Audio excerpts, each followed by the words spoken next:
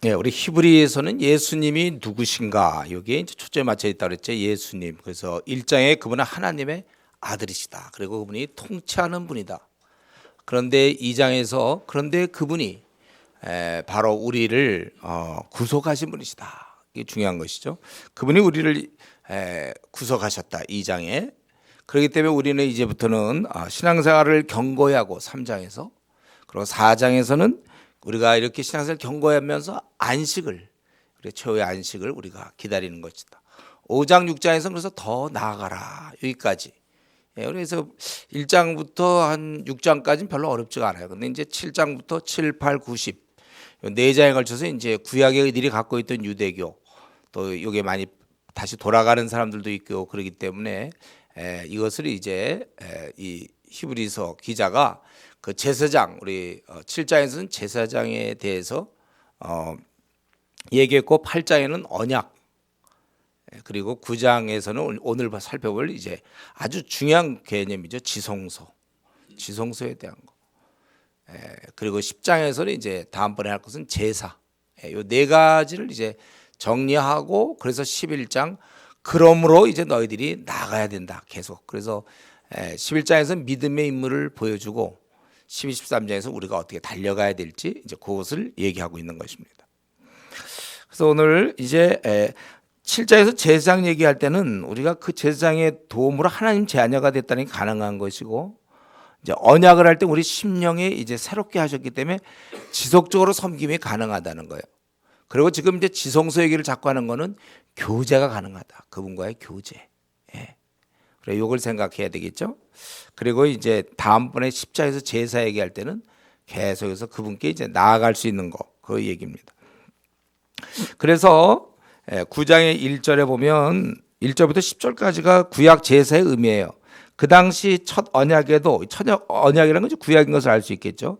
섬기는 예법이 있었어요. 하나님을 섬기는 예법이 있고 세상에 속한 성소가 있었다는 거예요. 성소가 있었고 당연히 우리가 알 수 있어요.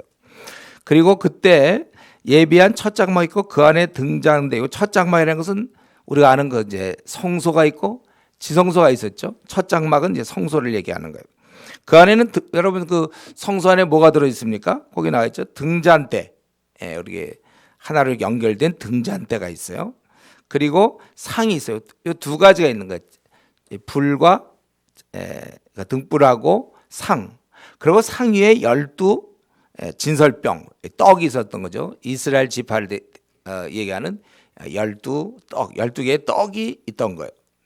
그게 보통 성소에 딱 들어가면 그게 있는 거예요. 이건 우리가 이제 여러분 다 그때 출애굽기 20장 이후로부터 이거 다 그때 공부했어요, 여러분. 레위기 할 때도 다 이런 거 살펴봤고.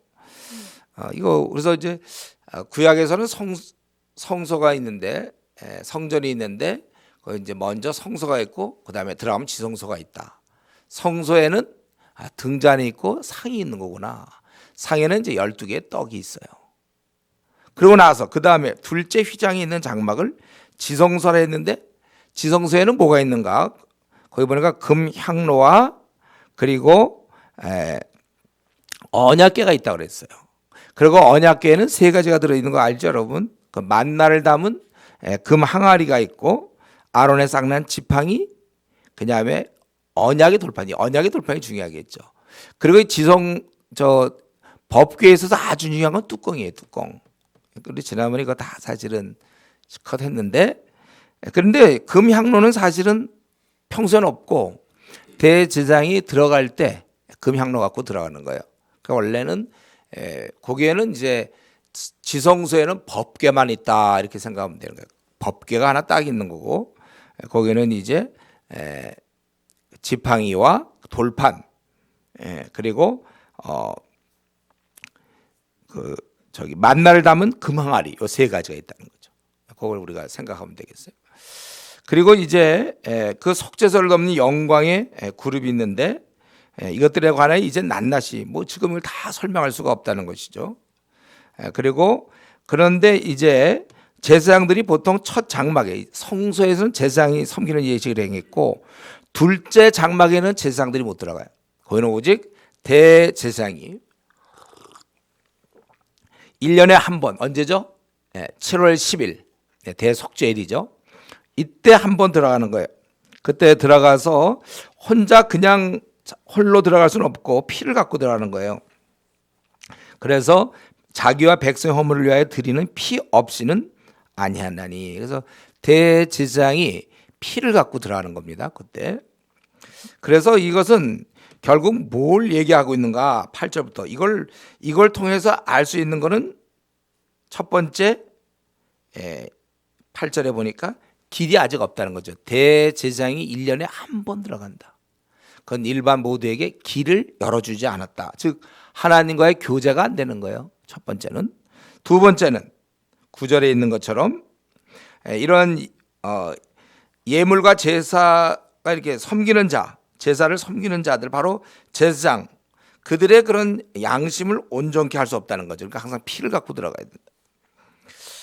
그런 것은 결국은 이렇게 되니까 하나님과 온전히 친밀한 관계를 누릴 수 없는 거고, 그거는 이제 뭐라고 그랬어요? 10절에 먹고 마시는 것과 여러 가지 씻는 것과 함께 육체 예법일 뿐이며 개혁할 때까지 맡겨둔 것이라. 개혁할 때까지, 이제 주님이 오실 때까지 맡겨두신 거고, 아직도 이제 이 구약에 이런 거 먹고 이런 걸 따지는 데가 있지요. 이단 중에도 뭐 이제 뭐 제7일 뭐 안식 이런 것도 있거니와, 또 그렇지 않아도 아직도 뭐 돼지고기 먹으면 안 된다 막 그렇게 또 가르치는, 하여튼에 우리 한국에 이단들 참 많아요. 별의별 이단들 많은데 성경에 이렇게 얘기했어도 소용없어요.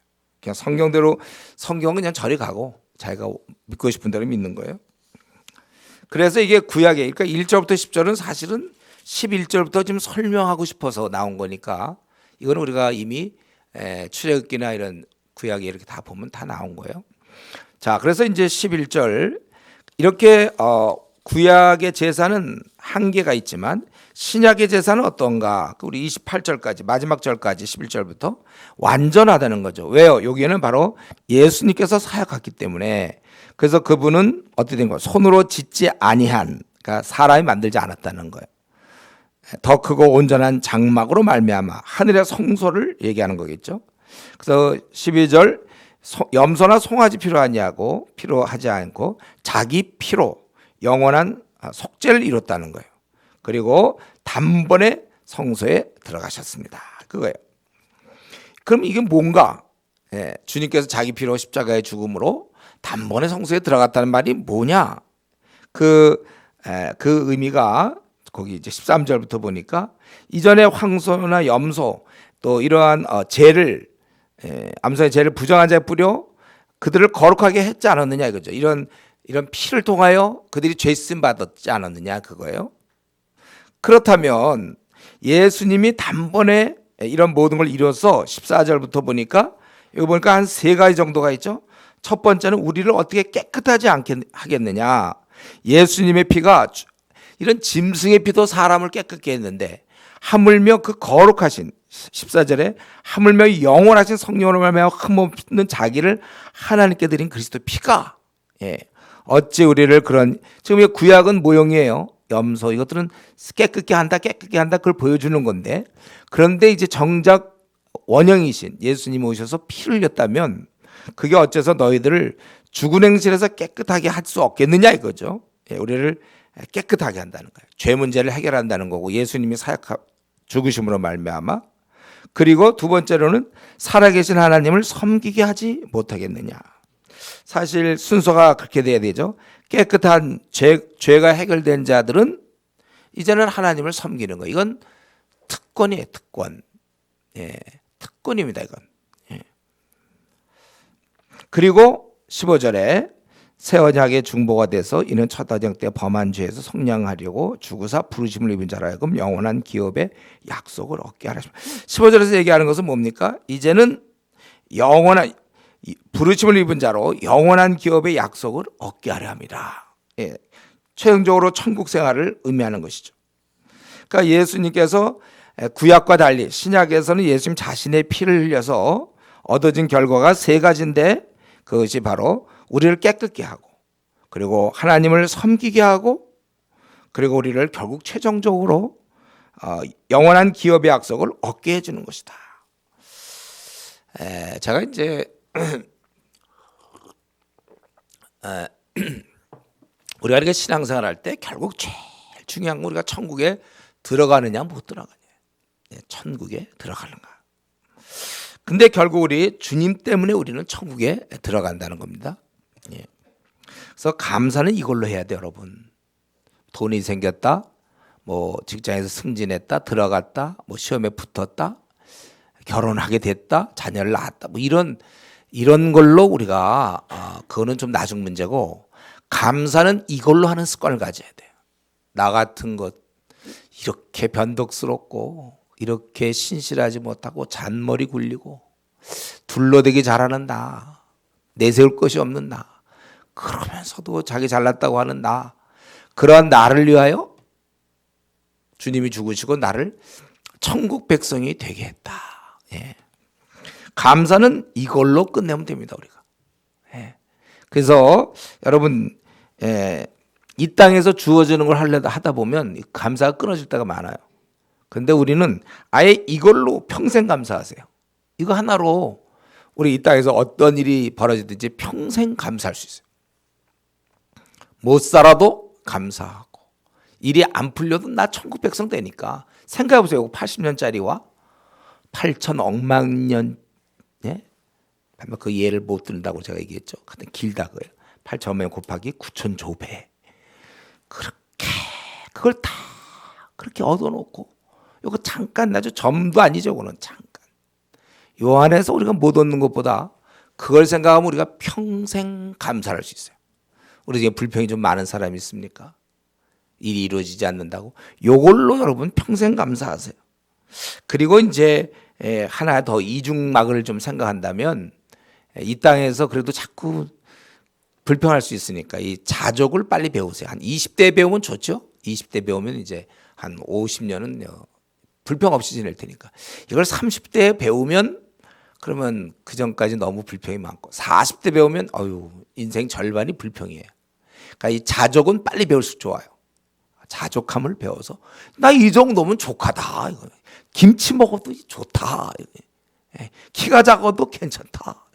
하여튼 우리가 자족, 눈이 못생겨도 좋고, 나 이거 초등학교만 나와도 좋다. 이렇게 제가 자족을 배워야 돼. 자족. 이 정도면 됐다.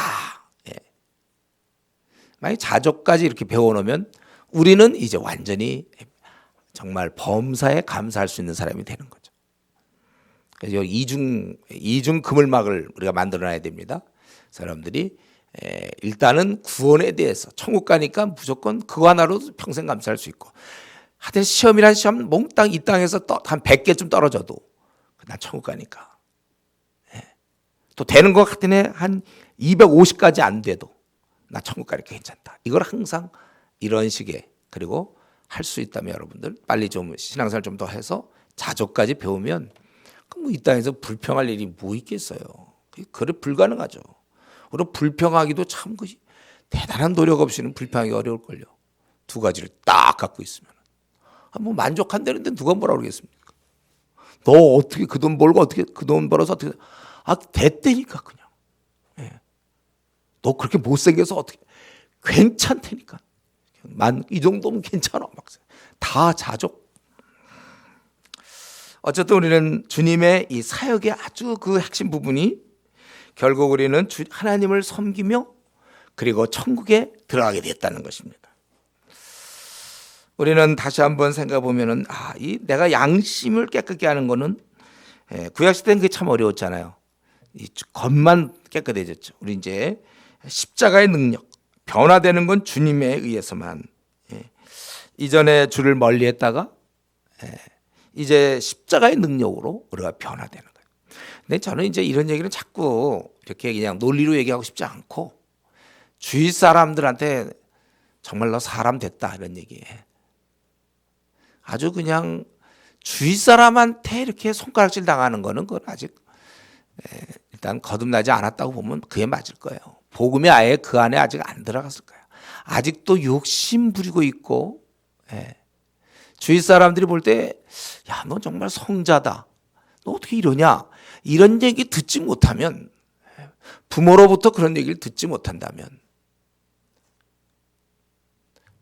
가까이 있는 사람한테 그런 얘기를 듣지 못한다면 그거 가짜일 겁니다. 가짜. 거듭난 사람은 그렇게 될 수가 없어요.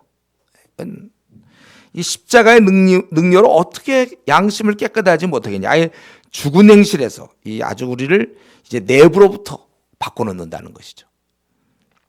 그리고 이 사역의 결과가 하나님을 섬기고 그리고 천국을 얻는다. 근데 우리 여기서 보면 이 하나님을 섬길 수 있다는 것을 예수님 사역의 결과로 얘기하고 있습니다. 이것이 우리는 얼마나 큰 특권인가를 우리는 잘 깨닫지 못해요. 이 교회를 나올 때 마음하고, 예를 들면 뭐 우리 중에도 좋게도 그래도 제가 무슨 강요가 돼서 청와대에 딱 들어갈 때와의 그런 마음가짐이, 오히려 그 청와대나 이런 데 들어가는 것, 그럴 때 더 자기가 좀 참 대단한 특권으로 생각할 수 있어요. 아니면 또 대기업체 아주 큰 건물에 딱 그렇게 들어간다든가, 아니면 학생으로 따진다면 자기가 아주 좋은 대학에 뚜벅뚜벅 그 정문을 통과해서 학생이라고 들어간다든가, 굉장한 좀 자부심을 가든지 모르겠지만, 우리가 이 하나님을 섬기는 것, 나같이 비천한 자가 그 높고 높으신 하나님을 섬길 수 있다니, 이걸 얼마나 우리가 큰 특권으로 알고 있는가. 우리 교회에서 일 시킬까 봐, 어떤 사람은 교회에서 일 좀 시킬까 봐 그거 피하려고 하는, 이걸 특권으로, 하나님 섬기는 게 얼마나 큰 특권인지 이걸 특권으로 잘 생각하잖아요. 국회의원 되는 건 특권으로 생각하고, 국무총리가 된 거 임명받은 건 어유 뭐 목숨 다하여 뭐 하겠습니다 이러면서, 조장이 된 거에 대해서는 목숨 다하여 하지 않죠. 특권으로 생각하지 않아요. 하나님을 섬기는 것을 이제 살아계신 하나님을 섬기게 하지 못하겠느냐, 이렇게 얘기하고 있습니다. 신앙생활 우리가 제대로 하고 있다면, 주님의 말로 다할 수 없는 그 어마어마한 은혜를 받은 자라면 어떤 형태로든지 하나님을 섬기고 있어야 됩니다. 아니면 또 섬기고 싶어 하거나, 우리는 이것을 오히려 기회로 봐요. 특권으로. 나 같은 것이 하나님을 섬기다 죽는 거구나. 그냥 예배만 드리다가 생 마치는 사람도 많이 있거든요. 근데 나는 뭔가 주님을 위해서 일하다가 죽는다.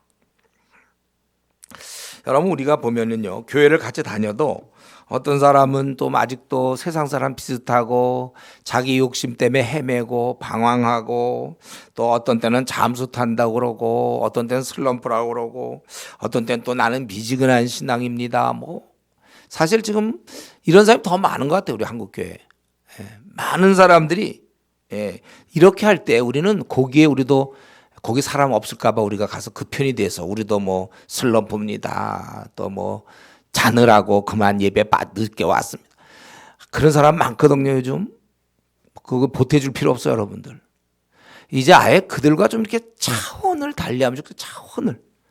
차원을 달리해서 하나님을 좀 이제는 이미 그들은 헤매고 있어요. 좋아요. 미지근하고 저 슬럼프입니다. 그리고 뭐 경건이 무너졌어요. 뭐 방황하고 뭐 헤매고 요즘 신앙생활이 잘 안 됩니다. 뭐 그들을 그러라고 좀 그러세요. 거기에 동조해서 함께 가지 말고 우리는 차원을 달리해서 좀 거룩한 부리로 하나님을 다 섬기고 있는, 시대의 분위기가 이렇게 타락했어도 우리는 딱 하나님을 이렇게 섬기는 좀 그런 좀 의식을 가지면 좋겠어요. 좀 남들은 다 헤매고 있을 때 자기는 좀 딱 서서 좀 차원을 달리하고, 좀 우리 그런 삶. 저는 우리가 좀 교회를 다닐 때 그냥 뭐 교회 다니고 뭐 그냥 이 평준화, 그냥 이런 평균에 대충 맞춰서 조금 열심히 내거나 이러지 말고, 다른 사람 뭐 어떻게 하든지 자기는 그냥 혼자 그냥 막 차별화시키는, 마라톤 할 때 꼭 같이 뛰어야 되면 자기가 워낙 잘 뛴다면 그냥 맨 앞에 나와서 그냥 바로 그냥 꺼리나고 그냥 금메달 따면 되는 거예요. 벌려놔서 그냥 따도 되잖아요. 그냥 엎치락 뒤치락 뭐 재밌는지 모르게 보는 사람. 그냥 우리가 좀 신앙생활도 한번 내가 잘 섬기겠다, 그래서 그냥 쫙 나가는 거죠. 잘 섬기려고 하면서도 또 자기의 예성품을 만족시켜서 좀 늦잠 잘 거 자고 뭐 드라마 볼 거 또 봐야 되고 또 친구랑 또 수다 떨고 PBS 아이코 또 숙제로 또 하고 뭐 전도 또 오늘은 나가야 될까 말아야 될까 막 또 토요일 날 아침만 되면 막 이제 막 내외 갈등이 막 생기고 그래서 어떤 때는 가고 또 어떤 때는 못 가고 그럼 주일날 연약하여 쓰러지고 뭐 이제 이런 패턴들 우리가 좀 그렇게 하지 말고 이제 우리 살아계신 하나님을 섬기는 어떻게 보면 이제 뭐 별로 예는 좋지 않지만 청와대에서 내가 강요가 됐고 국무총리가 됐으면 이제는 다 그걸 뭘 그것도 눈치 봐가면서 좀 어떻게 하면 좀 자기가 직장에 국무총리 자기 사무실에 자기가 어떻게 하면 안 하고 뭐 좀 이렇게 놀고 어떻게 하면 눈치만 잘 보고 대통령이 날 좀 잘 보게 이런 게 아니고 정말 신념을 갖고 나 같은 걸 이렇게 맡겨준 이 국가에 감사하면서 열심히 해야 되는 것처럼 한 번 하나 칼을 뽑았으면 말이죠. 예. 저 IS 같은 경우 이 테러 분자들도 얼마나 목숨 바쳐 충성합니까? 그 힘든 훈련 다 받아내면서 나 자기 몸도 막 던지고 이러는데 그러나 주님을 한번 섬길 때 그런 얘기 우리 입에서 나면 안 돼. 슬럼프요. 요즘 뭐 상태가 좋지 않다. 예. 미지근해요. 예, 저는 연약해서 자주 넘어집니다. 좀 이런 식의 것 좀 하지 말고 섬기기로 한 이상 잘 섬기세요. 좀 차원을 달려고 그냥 들쑥날쑥 아침기도 한번 나오면 또 이틀 쉬었다가 또 어쩌다 한번 나오고 모시고 수협에도 좀 괜찮으면 나오고 그냥 하면 또 제끼고 조장이면서도 뭐 안 나오고 우리는 이렇게 하지 말고 한번 일꾼 역할을 잘하다가 우리가 주님을 만나세요. 그건 지금 여러분이 하는 것처럼 좀 하면 되는 거예요. 저도 마찬가지죠. 제가 대학교 그때 딱 마음을 정하고 지금까지 거의 40년 동안 일을 해왔어요. 아마 이게 이제 주님 앞에서 이제 40년 어치를 저는 이제 설명해야죠. 그게 저에게 이제 그대로 열매로 주어질 거예요. 그래서 주님이 칭찬할 것이고 나는 몇 년 주님을 위해 섬기게 다 돼 있습니다. 한 몇 년 정도 주님이 나에게 이제 80년을 주셨는데 여러분 한 40년 정도 그 정도는 갖고 갈 수 있어요. 주님 앞에 섬길 때 30년? 언제 한 50년 정말 내가 주님을 위해서 충성했던 것 같거든. 그냥 예배만 드린다. 왜 그게 무슨 섬기는 거예요, 그거는요. 가능한 거예요, 그거는. 자기가 지금 나름대로 자기가 그동안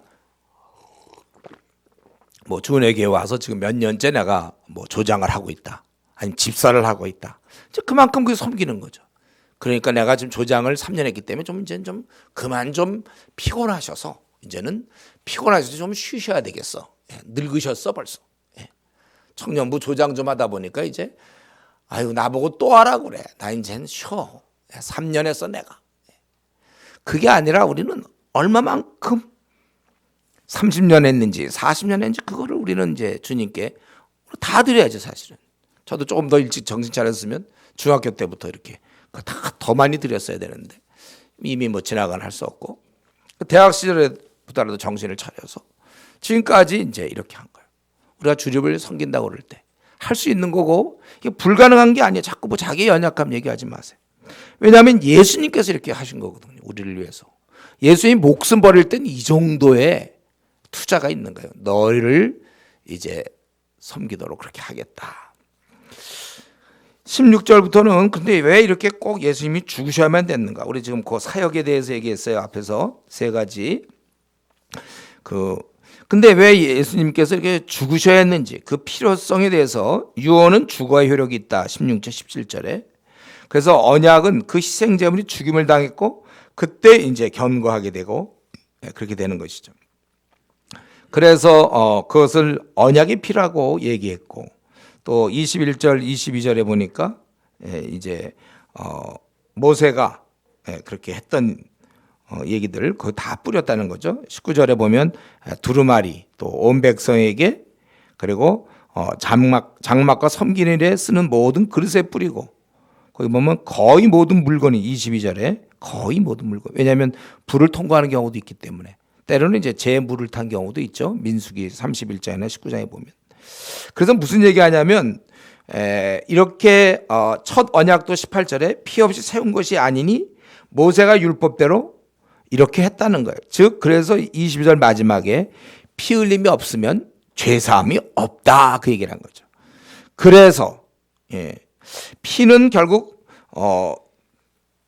이 죽음을 당했다는 증거죠. 형벌이 끝났다는 거예요. 우리는 죄 때문에 공의로 심판받아서 죽어야 될 것입니다. 그런데 바로 이 죽음을 바탕으로 우리가 하나님께 나아갈 수 있다. 마태복음 26장에 있는 것처럼 언약의 피라고 얘기했습니다. 그러므로 23절 이 모용은 이렇게 정결할 필요가 있어서 피. 근데 모용이 그랬는데 하늘에 있는 그것은 그것보단 더 좋은 제물로 해야 된다 이거죠. 바로 그 제물이 우리 예수님이라는 거예요. 그런 모용은 다 앞으로 있을 걸 얘기하는 건데 이러한 피 흘려서 그 죄를 사할 수 있다는 것을 구약을 통해서 보여줬어요. 그렇기 때문에 이제 그렇게 통해서 깨끗함을 얻는 것처럼 피가 있어야 얻었는데 이제 그 원형이신 바로 이 영적 사역 하늘에 있는 그것들은 더 좋은 제물 바로 예수님께서 더 좋은 제물이 되셨다는 것입니다. 그래서 그것에 대한 효과 그 완전성이 바로 예수님이 그래서 어떻게 됐습니까? 참 하늘 참 것의 그림자인 손으로 만든 성소에 들어가지 않냐고 바로 그 하늘에 들어가서 참 성소에 들어가서 우리를 위하여 하나님 앞에 나타나시고 예수님 우리 인간의 대표신데 하나님 앞에 나타났다는 것은 이제 받아들여지는 거죠. 예수님을 하나님이 내쫓지 않고 나타났다는 것은 하나님 앞에 나타났다는 것은 받아들여졌다는 거예요. 그렇기 때문에 우리를 이제 도울 수가 있는 것이죠. 그리고 이제 해마다 이렇게 대제사장이 했던 것처럼 다른 것의 피로서 성소에 바로 그런 짐승의 피, 그러니까 자기 어떤 자격이 없는 거죠. 성소에 들어간 같이 자주 자기를 드리려고 아니하실지니 왜 그러냐면 예수님은 한 번에 다 끝났기 때문에 만약에 그 효력이 없다면 계속 했어야 되지만 한 번에 끝났기 때문에 이제 자기를 단번에 제물로 드려 죄를 없이 하시려고 세상 끝에 나타났다는 거예요. 예수님께서는 만약에 먼저 오시면 세상 초에 오시면 우리가 죄인이며 예수님의 역할이 무엇인지 알 수 없어요. 우리가 어떤 은혜를 얻는 건지 모른단 말이니까 끝에 와서 구약이 다 끝나고 나서 이제 예수님이 오셔서 바로 우리가 정말 우리는 어쩔 수 없는 죄인이고 바로 예수님의 역할을 통해서 아까 14절에서 16절, 15절에 있는 것처럼 우리를 깨끗게 하고 하나님을 섬기게 하고 영원한 약속, 기업을 얻도록 이러한 바로 이런 걸 했다는 거예요. 이 모든 것이 해결되어서 이제 다시 오실 필요가 없다는 거예요. 이제 자주 올 것도 없어요. 이미 다 완성이 됐기 때문에. 온다면 한 가지 이유 때문인데 바로 그것은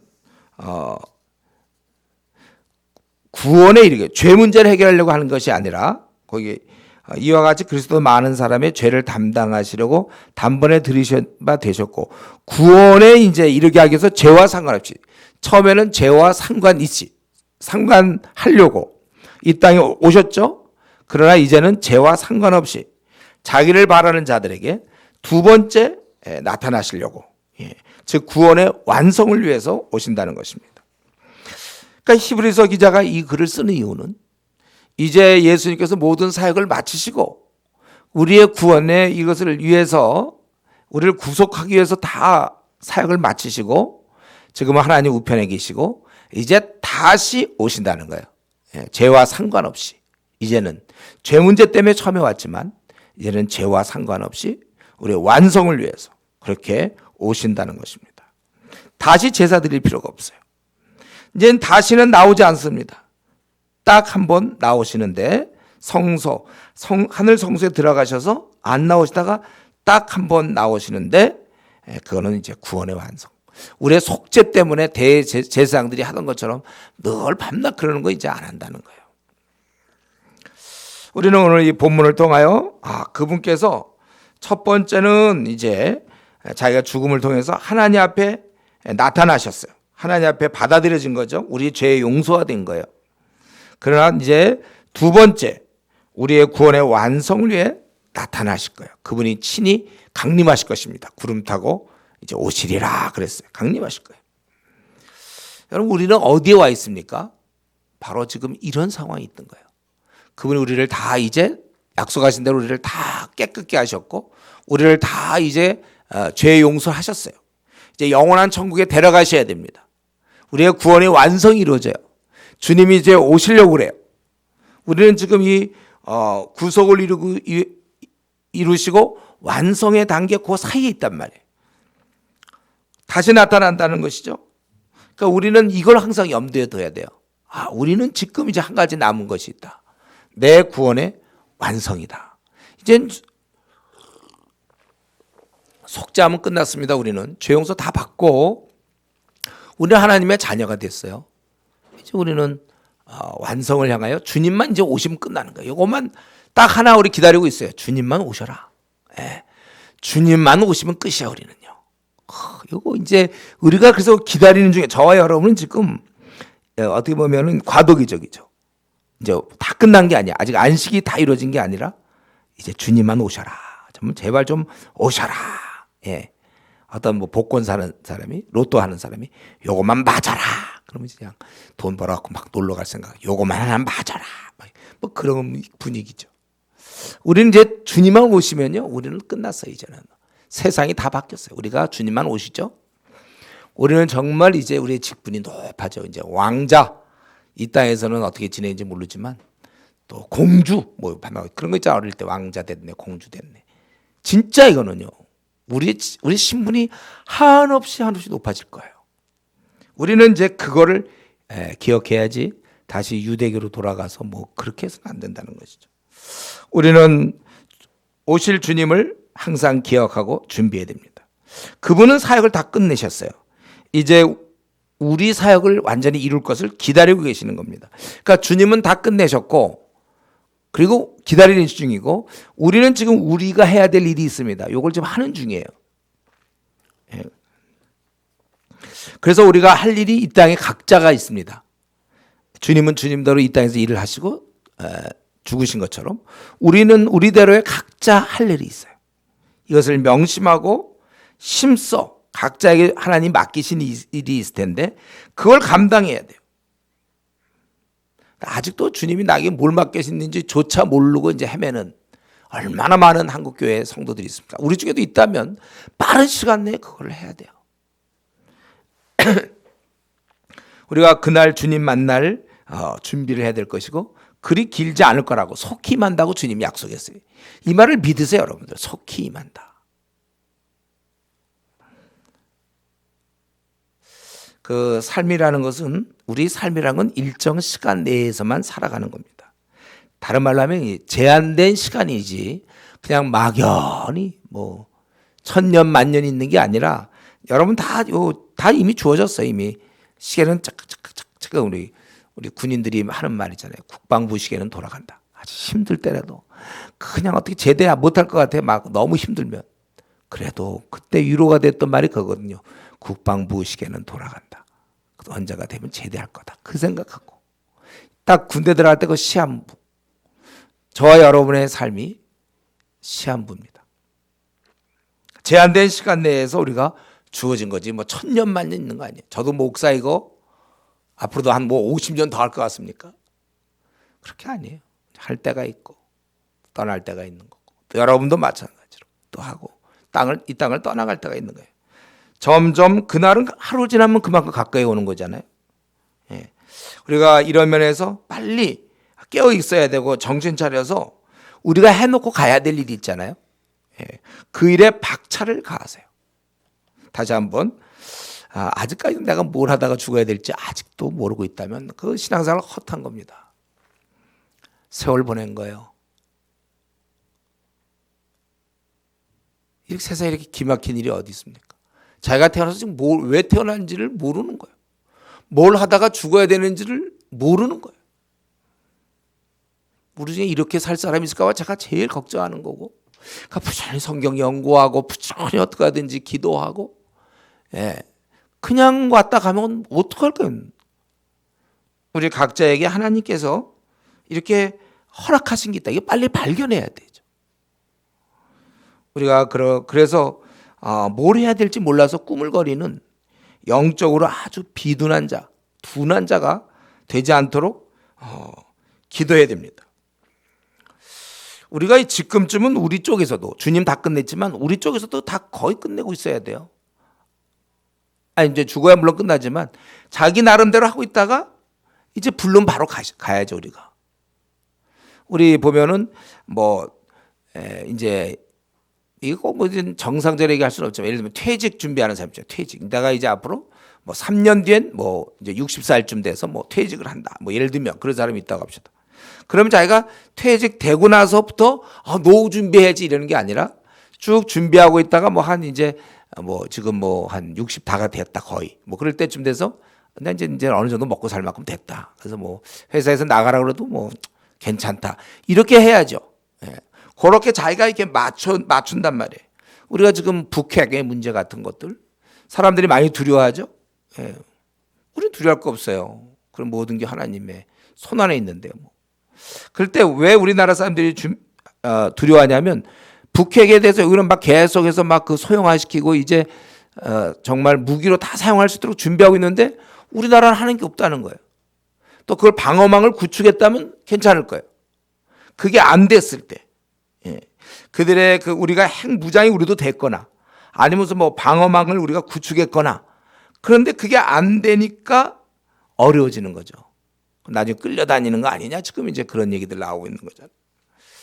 얘는 별로 좀 좋은 예는 아닌데 자기가 준비됐으면 별 문제가 없어요. 우리 지금 주님 오신다고 그랬는데 주님 오시는데 날 위해 목숨 버리신 주님이 오시는데 이 주님이 오시는 걸 내가 기쁨으로 맞이할 정도로 준비돼야 그게 정상이지. 지금 주님이 분명히 오신다고 그랬는데 지금 오시면 안 되는데라고 사는 그 자신이 참 한심스럽지 않습니까? 오죽하면 자기를 사랑하여 자기를 위해서 목숨 버리신 은인이 오겠다는데 지금 오시면 안 되는데요. 부끄러운 삶을 살고 있는 것이죠. 우리가 이런 면에서 주님 오늘 오십시오 하고 이렇게 준비된 삶을 살아야 되는 거야. 지금 이제 주님께서는 구원에 이르게 하기 위하여 죄와 상관없이 자기를 바라는 자들에게 두 번째 나타나시리라. 저는 아까 노후 준비를 얘기한 거 비슷하게 우리 교회 제가 우리 교회 성도들을 좀 어떤 때는 좀 요즘 이제 그런 얘기 좀 안 듣는지 모르겠어요. 이제 하도 다 좀 세다 여기가 무슨 선교 단체냐 훈련을 세게 시키고 어쩌고 그런 얘기 좀 있었는데 근데 중요한 건 뭐냐면 저는 어떻게든지 제가 욕을 먹어도 좋고 해도 좋은데 중요한 거는 우리 교회 성도들은 이걸 다 준비시켜 놓고 있어야 돼요. 그래서 주님 오셔도 될 정도로 다 한번 그래서 제가 이걸 준비하면서 생각해 봤어요. 우리 교회는 여러분 생각 어때요? 우리 교인들 중에 지금 한 절반 정도는 이게 준비됐을까요? 그러면서 지금 생활할까? 아까 직장을 나가는데 이미 노후 준비 다 끝났고 그냥 이제 다니다가 언제든 나가라 해도 노후 준비 돼 있는 그럴 때 좀 편안하잖아요, 이 사람은요. 해고다 그럴 때도 별로 이렇게 타격을 안 받고 안 될 때 문제고 내 사랑하는 주님 늘 찬송을 하고 기도하고 꿈의 천사를 봤으면 좋겠다는데 이제 주님을 직접 만날 텐데 정작 만나러 그러면 준비 안 돼서 지금 오시면 안 된다고 그렇게 얘기하는 그런 무책임하고 무성의한 신앙생활. 이런 면에서 저는 지금쯤 우리 교회는 한 절반 이상은 준비됐을까요? 한번 졸린 분이라도 이 시간에 한번 생각해 보세요. 나도 이걸 가늠을 잘 못해서 이걸 일일이 다 가서 물어볼 수는 없는데 한번 우리 조장 통해서 한번 조사해 볼까요? 이거 우리 교회는 어느 정도 준비돼? 난 더 그럼 박차를 가야 되지만 이게 절반 정도다 그러면 사실 부끄러운 거 더 열심히 해야죠. 제가 목사가 돼서 말이지. 성도들을 다 오늘 오셔도 된다고 준비시켜 놔야 되는데 내가 이거 한번 일일이 면담을 해야 되고 만나서 어떻게 준비가 안 됐다면 왜 안 됐는가 한번 물어보고 준비를 다 시켜야 되겠어요. 하여튼 몰라요. 딴 사람 얘기하지 말고 자기 이 시간에 한번 정직하게 나는 확실히 준비됐어요? 오셔도 좋습니다. 이렇게 확실히 주님 오신다는 게 기쁨이어야지 두려움이면 되겠습니까? 그건 불신자들한테는 큰 두려움이고 이런 공포는 지상에 없죠. 핵 저리 가라죠 이거는. 이런 공포가 어디 있어요? 주님 오신다 불신자들한테. 그동안 무신론자를 얘기하고 뭐 신이 없다고 얘기하던 그 사람들에게 주님이 오신다. 이것처럼 재앙은 없어요. 근데 성도가 같이 재앙을 크게 오시면 어떡하나 이러고 있으면 그게 무슨 신앙생활이 뭐 그 모양입니까? 제가 왜 거듭나지 않은 거예요? 분명히 그거. 거듭난데 어떻게 그럴 수가 있어요? 아니 거룩한 주님을 만났고 우리 안에 성령이 역사하는데도 주님 오심이 두렵다.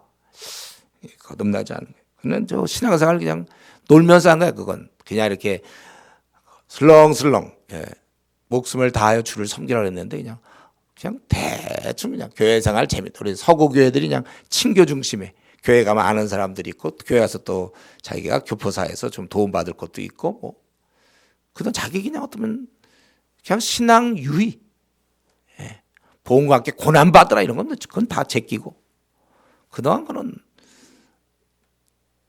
거듭나지 않았다고 봐야죠. 그럴 경우 어떻게 그걸 신자라고 얘기할 수 있습니까? 우리는 이런 면에 있어서 주님이 이제 오실 준비하고 있어서 두 번째 나타나시리라. 우리는 주님 오신다는 것은 우리에게 기쁨이어야 되는 것입니다. 끝으로 한 가지만 더 말씀드리고 마치겠는데 결국 우리 9장을 가만히 있다 보면 우리가 이 하나님께 나아가기 위해서 너무나 많은 복잡한 과정이 필요했어요. 그래서 우리가 철저히 죄인이라는 것을 구약을 통해서 가르쳐 주셨고 이를 위해서 우리의 주님께서 죽으셔야만 했던 거예요.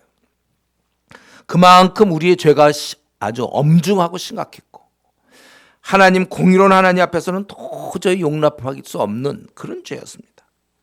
그러나 결국 사랑의 하나님께서 우리를 포기하지 않았다는 것, 긍휼이 풍성하신 하나님께서 우리를 부르셨고 그래서 우리가 천국을 누리게 됐다는 것입니다.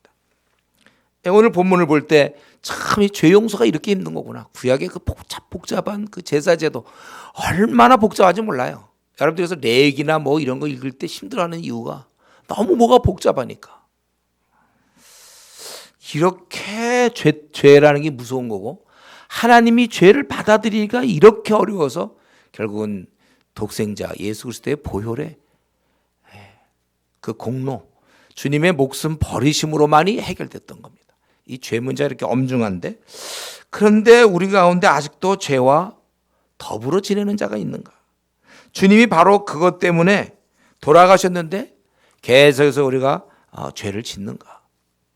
베드로는 어떻게 했습니까? 자기가 죄를 지었고선 울었어요. 결국 주님의 용서를 받았고 죄인은 울지 않습니다. 그리고 인간이 약하니까 뭐 어쩔 수 없지 않느냐. 스스로 그냥 용서해. 주님은 용서 안 해도 자기가 자기를 용서해. 자기가 죄 짓고 자기가 용서하고 자기가 죄 짓고 자기가 용서하고 자기가 죄를 짓고 자기가 무슨 게임을 그렇게 하는지 몰라요. 자기가 죄 짓고 용서해 주는 게임. 나는 연약하니까. 나는 부족하니까. 저 MBTI 검사해 보면 저는 원래 약간 게으른 저는 그런 스타일이기 때문에 나의 게으름을 용서하고 주일날 예배 빠지는 거 용서하고 들쑥날쑥한 어떤 기도 생활도 그냥 용서해 주고 넌 연약하니까. 자기가 다 용서해. 아니 주님께서 바로 이것 때문에 돌아가신 그 죄를 가지고 갖고 노는 사람이 있습니다. 어떤 사람은 또 너무 이 죄의식에 시달려 고통 가운데 지내는 사람이 있어요. 나는 너무 부족하다. 그래서 밤낮 두려워하고 기도도 못하고 나 같은 게 뭐 할까. 그래서 문제인데 지금 오히려 저는 한국교회 반대가 문제야. 반대. 오히려 차라리 그런 사람은 좀 소망이 있는데 그러니까 너무 죄의식에 시달려서 난 너무 형편없고 난 분명히 지옥 갈 거야. 막 고통 가운데 지내는 사람들. 그건 좀 문제가 있지만 근데 또 반대편이 있다니까요. 죄를 짓고 담대한 사람들이 있어요. 자기가 그럴 한 행동에 대해서 그럴 수 있다고 너무 아주 완전하게 긍휼의 풍성함을 자기에게 발휘해. 이웃에게는 어떻게 하는지 모르겠지만 자기에 대해서는 왜 이렇게 관용과 긍휼이 넘치고도 넘쳐. 거의 주님의 사랑 넘치고도 넘쳐서 자기를 너무 봐줘요. 그래서 문제인 경우가 있다는 것입니다. 여러분, 우리는 다시금 지금 이제 막 바쁘게 지내면서 문득 까먹고 있단 말이에요. 우리는 죄에 대해서 둔해지지 않도록 기도하셔야 됩니다. 죄 지으면서도 주님께 죄송한 의식이 없는, 이 아픔이 없는 자신을 위해서 기도하세요. 이게 큰 기도 제목이죠. 자기가 뻔히 그 죄인데도 불구하고 뭐 그럴 수도 있지. 양심에 화인 맞은 그런 모습. 우리는 오늘 이 말씀을 통해 우리는 죄에 대해서 정말 이거 주님이 이렇게까지, 구약의 그런 방법들을 생각해 보세요. 이렇게 번거롭게 해서 구약의 용서만 받았고, 이제 주님의 그 가장 고귀한 목숨, 주님이 그 목숨을 희생해서 우리에게 이러한 자유함과 하나님을 섬기고 나아갈 수 있도록 허락하셨는데, 나는 이런 면에 있어서 죄에 대해 진짜 경계하고 조심해야 되고 단호해야 할 것입니다. 주님께서 우리가 하나님과 교제할 수 있도록 우리를 깨끗하게 만들으셨고, 한 번 이 뚫어놓은 그 길, 우리가 이제 마음껏 오히려 주를 섬겨야 되는데 여기 앞에서 민적민적대면서 오히려 죄와 더불어 또 지내고, 주님의 그 의도가 무색해지는 거예요. 교제하라고 기회를 줘서 우리 마음껏 성경 볼 수 있고, 마음껏 기도할 수 있고, 마음껏 찬양하고 전도하고 다 할 수 있는데 그거 안 하고 자기 그저 하고 싶은 거 마음의 원함대로 욕심대로 해서 죄를 짓는다는 거예요. 우리 스스로 이런 죄 때문에 뚫어놓은 길을 막는, 우리가 그렇게 돼서는 안 되는 것입니다. 이런 면에서 현재 나는 주님과의 교제가 굉장히 원활하게 잘 되고 있는가, 유지되는가, 주님이 뚫어놓은 길인데 그거 지금 잘 사용하고 있는지, 아니 뭐 다른 걸로 막혀서 뚫어놓았지만 배러 가지 못하는, 아니면 무슨 이유 때문인지 모르지만 하나님과 오히려 또 멀어져 있는 그런 상태는 아닌지 한번 우리 자신을 냉정하게 봐서 지금 내가 고쳐야 할 죄가 무엇이며, 또 내가 버려야 될 게 뭐며, 또 잘못된 습관이 무엇인지 찾아서 그것을 고치고 끊고 새롭게 할 것을 결단하는 우리 그러한 성도 되기를 바랍니다. 우리 이 시간에 한번 통성으로 기도하겠습니다. 주님께서 우리에게 새로운 이러한 지성소에 들어가 주시고 하늘 성소에 들어가 주심으로 우리에게 새롭고 산 길을 이렇게 허락해 주셔서 교제 나누도록 하셨는데, 나는 이 교제를 마음껏 누리고 있는지, 아니면 그러면 안 되는데도 불구하고 그냥 다시 옛사람처럼 죄를 져서 이 자꾸 하나님과의 또 벽을 쌓고 하나님 관계가 원활하지 않는지, 나는 지금 어떤 상태인지, 주의 오심을 섬기는 걸 기뻐하며 두 번째 나타나실 그 주님을 나는 맞이할 준비는 지금 좀 다 갖춰서 하루하루를 살면서 언제든지 오십시오 하고 있는지, 아니면은 아직도 준비가 안 됐는지 우리 자신을 한번 돌아보면서 이제 같이 통성으로 기도하겠습니다.